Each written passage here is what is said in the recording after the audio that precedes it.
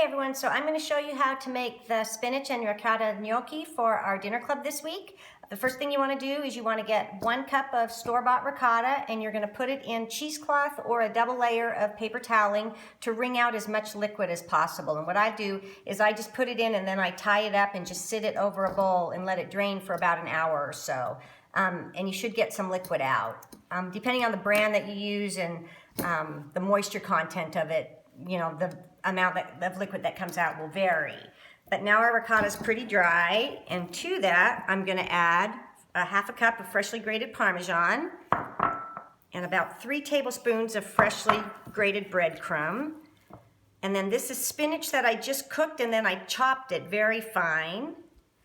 You're going to mix that up, and then to that we're just going to add 1 egg. And the trick with gnocchi is a light hand. You don't want to beat it up too much because you want to keep them light and not dense and tough. And then once you get that mixed in, we're going to start adding flour. And now the trick here is that you're only going to add as much flour as you need. And I usually add it a tablespoon or so at a time. And it usually takes, I don't know, about 3/4 of a cup, sometimes a little bit less. But as you do it, fold that flour in. I might add a little bit more. What you're looking for is a sticky dough, but not like so sticky that you can't form it at all.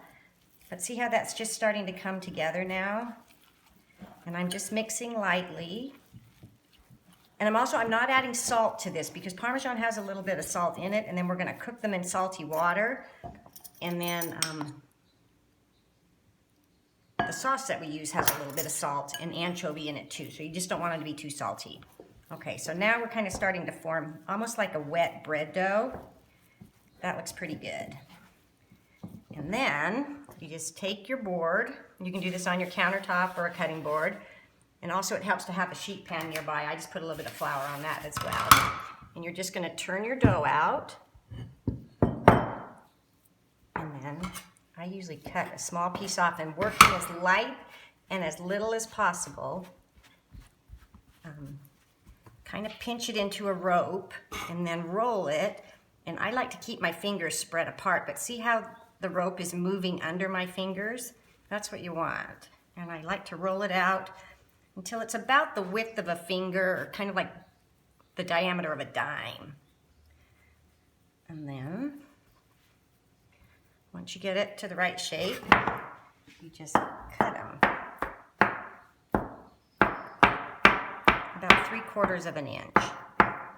And then, if you'd like, you don't have to do this. You can do it just like this, or if you have one of these, you just roll it and give it the ridge.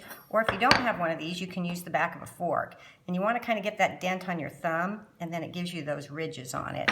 And then I just toss them onto a floured baking sheet. And once you form them, you're just going to drop them in your salted water and cook them. And the directions for that are on the Nextdoor recipe site. Thanks, and enjoy the recipe.